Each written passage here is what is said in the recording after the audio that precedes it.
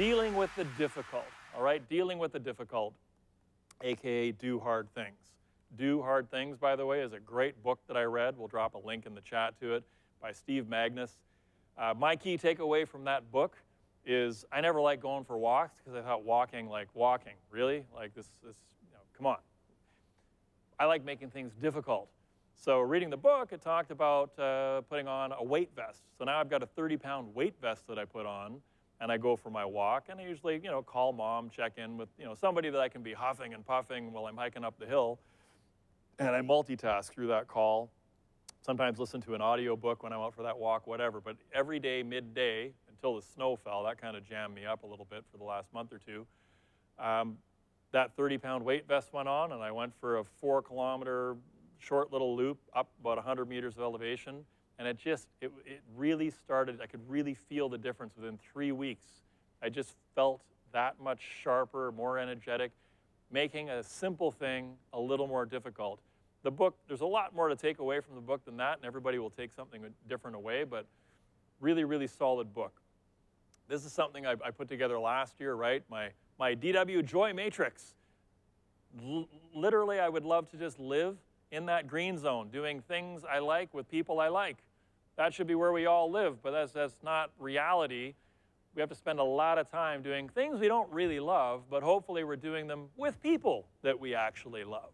Right? That's the goal here. That's the goal. And in a perfect world, as I say, everything would fall into the green zone, but it is not a perfect world.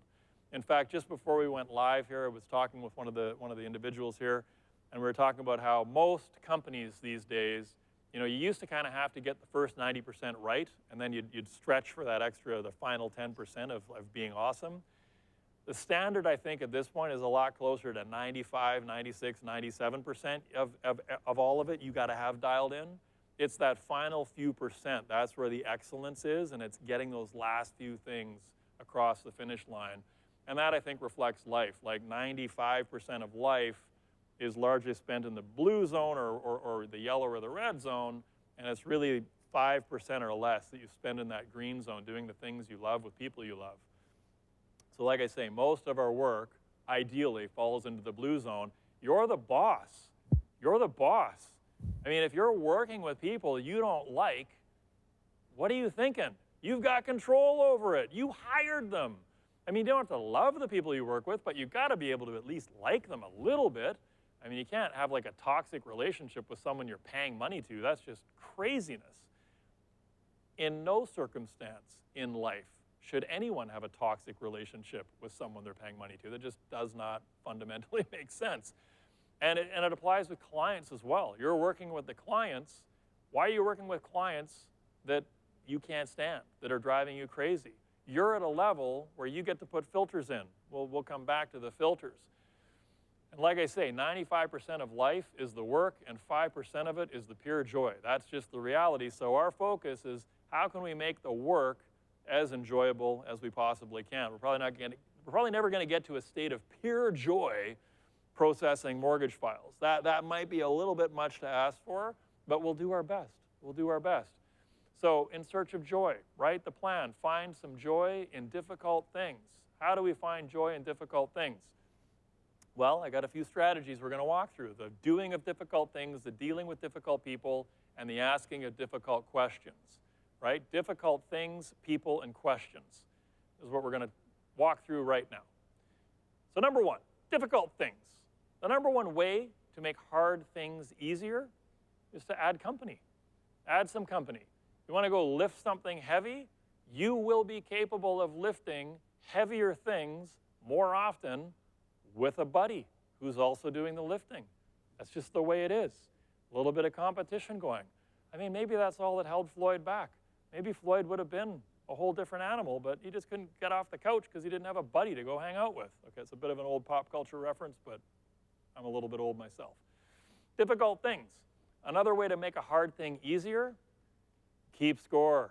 We all love to keep score. That's who we are largely on this call, right? We are people who like to keep score, keep track of things. When I talk about making those calls, yesterday Rob mentioned how you can get that call sheet printed as a pad. So you could actually have a pad. You could 3-hole punch that sucker and turn it into a book. You could have a year-long book of 5 days a week, 10 calls a day, the lines crossed out, the names there, and at the end of the year, you'd have that whole book that's your keeping score. I've talked about the calendar on the wall and the red X's every single day that you make your calls, right? Keep score. Some of you know what I'm talking about. If it didn't happen on Strava, did it really happen at all, right? If you're on Strava, me too. Find me. It's fun to measure those segments and measure our performance. It makes something that we maybe don't love doing just a little more interesting. And I mean, it makes the things we already love doing that much more enjoyable because now you're adding a layer of competition on.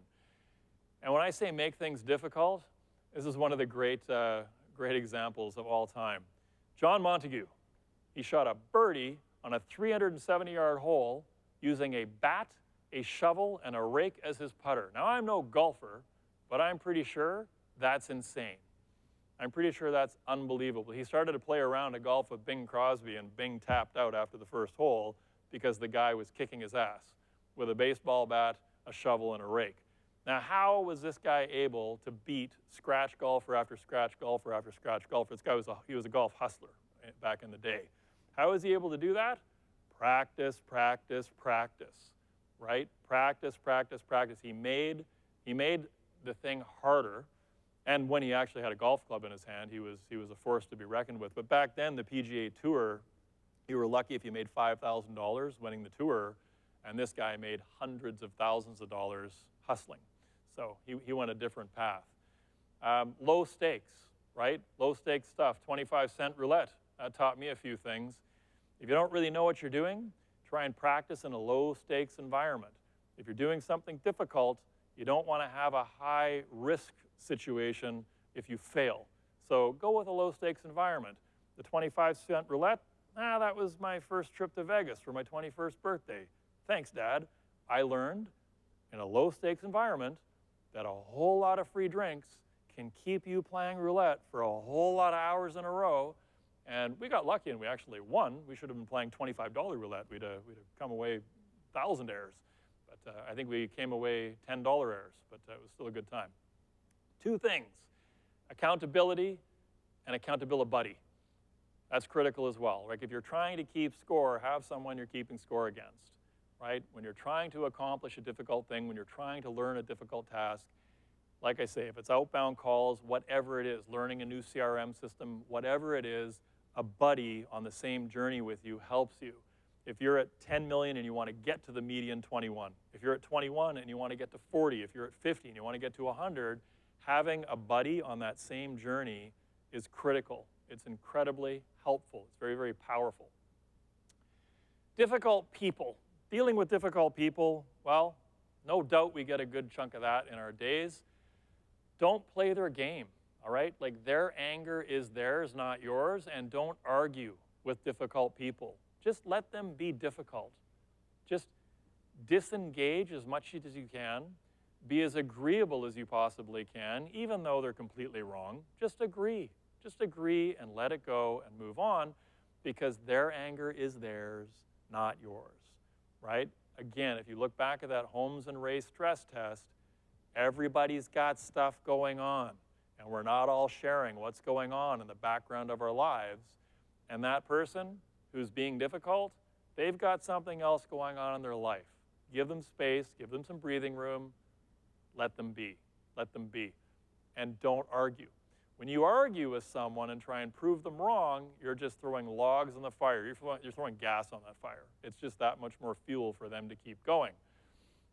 And one of the greatest ways I learned to deal with incredibly difficult people was in a low-stakes environment, and I gained a lot of experience without consequence. It was basically a room full of crash test dummies. That's kind of what it felt like. It was a strata council. It was a condo board. And you can't make any actual material decisions without a vote. So you're taking everything to a vote, but you're going to have 2-hour, 3-hour-long meetings. People are going to miscommunicate, misunderstand one another. It's crazy town, some of the stuff that goes on in these strata council meetings. And I got a lot of experience dealing with very frustrating, very challenging individuals. People kept cycling off the board because of a couple people that were on it in particular. And they would just say to me, how can you stay there? These guys are nuts. And I'm like, yeah, but I'm getting so much experience dealing with crazy people where it costs me nothing. Like, it doesn't blow up a file. If I lose my cool, which I did, I absolutely lost my cool with them a couple times, and I sunk to their level. It didn't mean anything. Not really. Like, it didn't impact my social circle because everybody thought they were the crazy ones anyway. And it didn't impact my livelihood. So it was actually really useful. And I'd say also before that, waiting tables. Waiting tables was great. You know, if you've ever had any serving experience, you know you've had to deal with difficult people, challenging situations. You've put food in front of people that wasn't cooked, had a fly in it, you name it. You didn't cook it, you're just serving it, but you're taking all the heat and the abuse, and it wasn't your fault, but you learn it doesn't matter whether it was your fault. So there's a lot of different ways we come through life, and think back to those different opportunities you've had. A lot of us have learned these lessons. We've dealt with difficult people. A broker messaged me just last night that they're doing a bunch of volunteer work for the high school band. And the parents of the other band students are just piling on them, like viciously. It's a volunteer role. This is one of the kindest people I know, just trying to do good for her kids and for the other kids and for busy parents who don't have time to chip in. She's trying to be there to carry their weight. And people are just hammering on her. And I said, it's great practice. It's great practice for that next challenging client you've got to deal with, and it's low stakes. Because what's at stake here? Not really a lot, right? And so difficult people, when it comes to dealing with difficult people, the next challenging customer service experience you have is a great opportunity to just sort of take a breath, take a beat, count to 5, count to 10, and not react. I mean, I've been at different mortgage conferences, and I've heard brokers go off on wait staff, and the example they're setting for the rest of their team or the rest of their peers around them, it's so unpleasant. And those are the same brokers that send all caps emails to underwriters, that leave yelling, ranting, screaming voicemails with their underwriters, which, by the way, those voicemails get saved and archived forever. And sometimes those voicemails get shared. So before you lose your mind on an answering machine, you might want to think about, where is this recording going to wind up, right? So don't be the difficult person yourself. Don't. If someone else is being difficult, you have to find a calm way to deal with it. You do, right? And of course, underwriters push back. They do. They're not doing it to be difficult. It may just be that it's a brand new underwriter who's misread the manual, doesn't understand the policy, and they don't need all caps. They don't need all yelling. They don't need a full rant. Like, they're doing their best. You should be glad they've shown up to do this work at all, because you wouldn't show up to do it. You wouldn't do that job. So you should be glad somebody is showing up to do that job. Same applies to realtors, appraisers, and to the clients making your life difficult. For the most part, our lives are not difficult. They're really not. They're really not. So, you know, a little bit more humility, a little bit more chill, right? Be chill. And again, when it comes to difficult people, it's not that easy of a thing to train for, right? But we have to make the effort. We have to make the effort to be that much better at dealing with difficult people. The last piece I want to have a conversation about here is asking difficult questions. When it comes to difficult questions, bad answers absolutely create problems. We absolutely get bad answers from our clients. Do you own any other properties? Nope. And then you find out they're co-signed on 3 other mortgages. Oh yeah, but I'm not on title, so I don't own the property. Hey, you know, they're not wrong. You asked, do you own any other properties? They don't. They don't own any other properties. Did you ask if they'd co-signed any other mortgages? No. So don't get upset with the client for answering your question. Get upset with yourself for not asking a better question, right? Because bad answers, yeah, they create problems, but difficult questions, poorly worded questions and unasked questions, that's the true source of the problem, right? I get it. You don't want to dig into a conversation about their divorce, about their past bankruptcy, about whatever that thing is you can tell that happened. You're uncomfortable doing that. I get it. but you have to ask the difficult questions. This is what you get paid the big bucks for heading off the challenges ahead of time, mitigating the circumstances, right? Building a story around the story. That is what we've got to do. And why are so many questions left unasked? Because as a society, we're just too damn polite, right? But failing to ask, that's not being nice. Not asking hard questions is not being nice, because you're setting the client up for failure. And failing the client, that's not nice. That's what's not nice. So hey, I can see in your credit bureau, there's about a 7-year gap between trade lines where you just had nothing. And I don't mean to pry, but the lender is going to have questions about that. We need to have a story around this. Were you backpacking around the world? Keep it light. A lot of you have heard the story. I know, and maybe this will be the last time I share it. I didn't keep it light. I asked what I thought was a witty question, and then I turned and looked at the individual. He was in person in my office. I said, well, there's a pretty big gap in your credit bureau. I mean, that either means you were out on the street somewhere or locked up. And I turned and looked at my client, who had ridden a big, loud motorcycle there in the rain and was wearing black leather chaps, a black leather jacket. He had skull rings on every finger, a great big beard, referred to me by a wonderful guy, absolutely one of my favorite human beings. Had met him in a special group that they were in. And anyway, referred this gentleman to me. And this gentleman was a good guy. We were having a good banter. We had a good rapport. And that's why I got a little too casual. And yeah, locked up. And he said, yeah, it was that second thing. But it wasn't my fault. And anyway, I won't share the rest of the story. But yeah, and he said to me, he said, I appreciate you asking, because we got to the part where my credit bureau got pulled at the bank, and the wee little thing in front of me that pulled my bureau kind of just had like a confused look on their face, and then tried to sort of just get me out of there. Like that was kind of the end of the meeting. That person was way too uncomfortable to ask this dude, what's up with this gap in your credit history? What happened? As it turns out, he'd been locked up. That's what had happened. And we put the story together and did that one have a happy ending? No, we couldn't get that guy approved, right? We tried, but you know, this is why things don't get asked. But unasked questions are just as bad in some regards as a poorly asked question, right? And again, this is more of like a rookie 101 question. May I please ask for your social insurance number? You've just put way too much emphasis on that.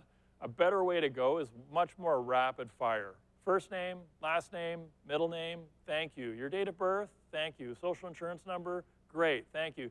And you just make it sound routine and keep flowing. You're much, much better off. Or hey, at a certain point, you just stop asking for the social insurance number, because you know it's a hot button for some people, but you're getting their T4, you're getting their NOAs, you're potentially getting their T1s.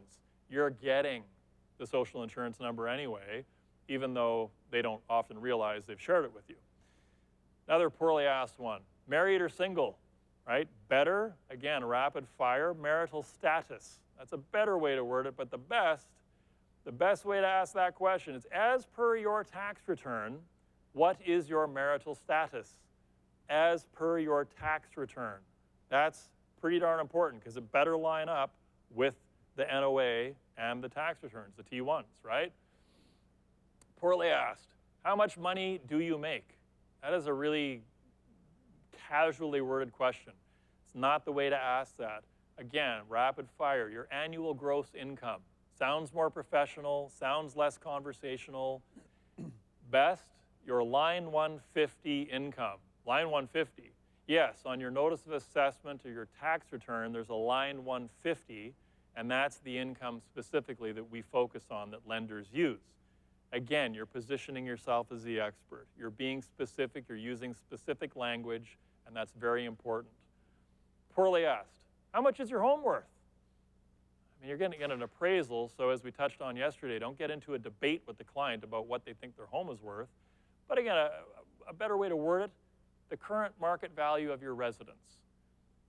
The best way might be, hey, your 2022 property assessments have probably just come in. Can you share with me what the assessment was? And that's kind of a leading question because the client's going to go, oh, yeah, you know what? It came in, mine came in at 1.56, but the house across the street just sold for 165, like a month ago. So I don't know. Is it 156? Is it 165? That's useful information because I think a lot of you would have thought if I said the property assessment was 156, the market value might be 1.4.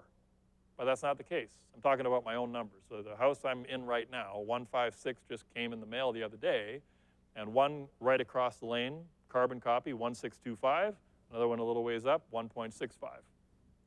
So my assessment's actually below current market value. And I'm probably not the only one in the country like that. So again, it's a different way to ask that question. Poorly asked. Yeah, there it is. Were you on the streets or in prison? That was not the way to ask that. There seems to be a gap in your credit, kind sir. That might have been a little bit better approach to take. Can you help me tell the story regarding the 9-year gap in your credit history? That's what I really needed. I needed help telling the story regarding the 9-year gap in the credit history. What's actually happened here, right? What are your support payments? Again, a little too rat-a-tat-tat. What are your support payments? Are there spousal and or child support payments? Are there? Do they exist? Best way? Just get it in print. The lender will require a copy of your separation agreement. Will that be accessible? Now you're getting ahead of the challenge where they say, I got divorced 14 years ago. I don't know where my separation agreement is. But depending on what that client's scenario is, you may not be able to get an exception on a stat dec. You may actually need that separation agreement. Depending on the other mitigating factors in that file, there may be no way around that separation agreement, so you better plant that seed early and get them on point finding it, right? So your mission is to learn to love resistance. Learn to love making easy things a little more difficult, because then when you get to take the 30-pound weight vest off to go for a walk, you can walk 10 times as far. Repetition, right? That's the secret sauce too. And that really comes into play with the whole accountability buddy. Having somebody that's holding your feet to the fire to make sure that you're consistently doing the things you say you're going to do. And questions, questions, questions. You just have to keep asking more questions and keep refining our language and finding better ways to ask those questions.